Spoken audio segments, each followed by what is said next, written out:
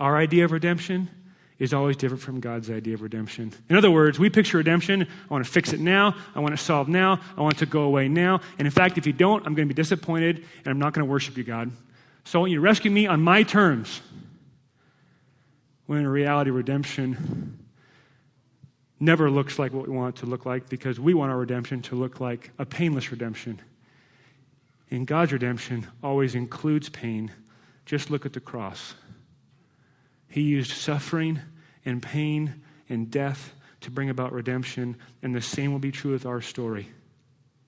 But the heart of the Father is that he can identify with you in your pain because the price that he paid to purchase your freedom cost him greatly. The life of his own son. So even in the pain, he enters in with you. This isn't like arm's length, distant, cold, calculated, non-caring father, like pulling a few bucks out of his pocket and paying it off. This is entering into the pain himself at great cost to his own comfort to purchase for you your freedom and your joy and your redemption and your rescue. He said, Josh, tell them that we often define a blessed life wrongly because we define it as an absence of trials. God defines the blessed life not as the absence of trials, but rather the experiencing of his presence. The blessed life is not the life disconnected from trial and heartache and pain and suffering on this earth, in this life.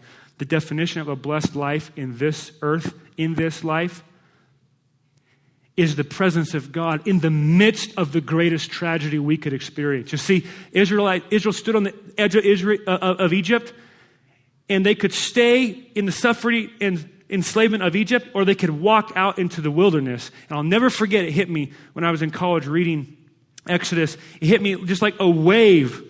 What made the redemption and rescue of Israel so amazing, so wonderful, so glorious was not the absence of their tormentors.